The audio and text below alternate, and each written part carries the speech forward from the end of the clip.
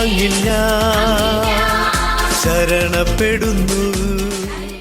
എന്റെ അന്തരാത്മാവിലേക്ക് ഒഴുകിയിറങ്ങിയ ദൈവകരുണ. സിസ്റ്റർ ഫൗസ്റ്റീനയുടെ ഡയറി.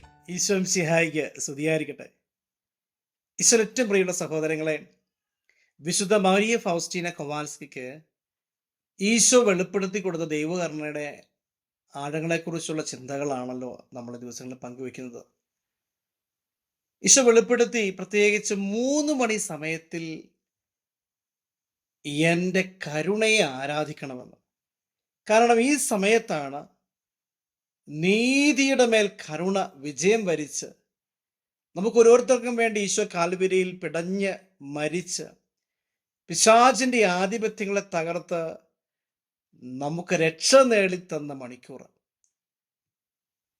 ഈശോ വെളിപ്പെടുത്തുകയാണ് 737 ഖണ്ഡികയിൽ ഈ സമയത്ത് എൻ്റെ പീഡാസഹനങ്ങളെ കുറിച്ച് ധ്യാനിക്കുക. അങ്ങനെ ധ്യാനിക്കുന്ന ആത്മാക്കൾക്ക് ഞാൻ ഉന്നതമായ കൃപകൾ നൽകുമെന്ന് ഈശോ വെളിപ്പെടുത്തുകയാണ്.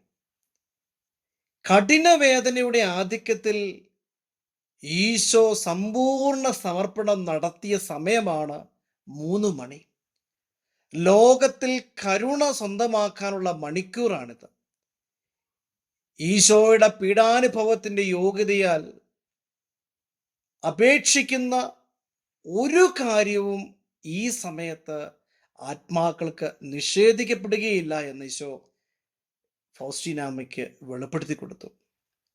അതുകൊണ്ട് ഈശോ ഫൗസ്റ്റീന പറഞ്ഞത് എങ്ങനെയാണ്? എൻ്റെ മകളെ നീ ഓർമ്മിക്കുക, ക്ലോക്കിൽ 3 മണി അടിക്കുന്നത് കേൾക്കുമ്പോഴൊക്കെയും എൻ്റെ കരുണയെ ആരാധിച്ചു പുകഴ്ത്തിക്കൊണ്ട് നീ അതിൽ പൂർണ്ണമായി നിമഗ്നയായി ലോകം മുഴുവനും വേണ്ടി, പ്രത്യേകിച്ച് കഠിനപാപികൾക്ക് വേണ്ടി കരുണ സർവശക്തിയോടെ യാചിക്കുക. ഈ നിമിഷമാണ് എല്ലാ ആത്മാക്കൾക്കും വേണ്ടിയുള്ള കൃപയുടെ വാതിൽ തുറക്കപ്പെട്ടത്. ഈ മണിക്കൂറിൽ നിനക്കും മറ്റുള്ളവർക്കും വേണ്ടി ചോദിക്കുന്നതെല്ലാം ലഭിക്കുന്നു. പറഞ്ഞു, നീതിയുടെ മേൽ കരുണ വിജയം വരിച്ച മണിക്കൂറാണിത്. ഈശോ പഠിപ്പിക്കുകയാണ്, ഈ സമയത്ത്, ഈ 3 മണി സമയത്ത് നിന്റെ ചുമതലകൾ നിനക്ക് അനുവദനീയമെങ്കിൽ കർത്താവിൻ്റെ പീഡാസഹനങ്ങളെ ധ്യാനിച്ച് ഒരു കുരിശിൻ്റെ വഴി ചൊല്ലി പ്രാർത്ഥിക്കണം. ഇനി അതല്ല, ഈ സമയത്ത് അതിനുള്ള സമയം നിനക്കില്ല. അതുകൊണ്ട് ഈശോ പഠിപ്പിക്കുകയാണ് 1572 ഖണ്ഡികയിൽ ദൈവകരുണയെ ആരാധിച്ച് പുകഴ്ത്തി അതിൽ നിമഗ്നയായിരിക്കുക. ലോകം മുഴുവനും വേണ്ടി, കഠിന പാപികൾക്ക് വേണ്ടി കരുണയാചിച്ച് പ്രാർത്ഥിക്കുക. ഈ സമയത്ത് കഴിയുമെങ്കിൽ വിശുദ്ധ കുർബാനയുടെ മുൻപിൽ അല്പസമയം ആരാധന നടത്തുക. യേശുവിൻ്റെ പീഡാസഹനത്തെക്കുറിച്ച് ധ്യാനിക്കുക. എവിടെയായിരുന്നാൽ അല്പസമയം പ്രാർത്ഥനയെ മുഴുകിൽ ഈ സമയത്ത് കരുണയാചിക്കുക. കാരണം എല്ലാ ആത്മാക്കൾക്കും വേണ്ടിയും കർത്താവിൻ്റെ കരുണയുടെ കവാടം മലർക്കെ തുറന്നിട്ടിരിക്കുന്ന മണിക്കൂറാണ് ഈ സമയം.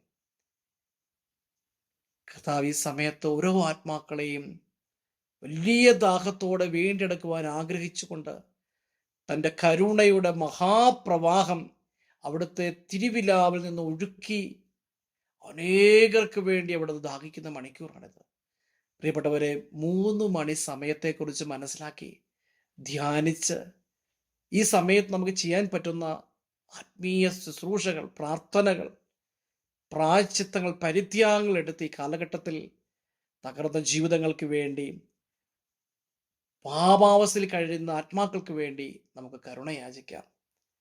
ഈശോയുടെ കരുണയിൽ ശരണപ്പെട്ടുകൊണ്ട് ഒത്തിരി സ്നേഹത്തോടെ ഈശോയോട് നമുക്ക് പറയാം, ഈശോയെ അങ്ങിൽ ഞാൻ ശരണപ്പെടുന്നു. ഈശോ മിശിഹായ്ക്ക് സ്തുതിയായിരിക്കട്ടെ. ഒത്തിരി അനുഗ്രഹിക്കപ്പെട്ട ഒരു ദിവസം സ്വർഗം നിങ്ങൾക്ക് നൽകട്ടെ എന്ന് പ്രാർത്ഥിക്കുന്നു. ആമേൻ.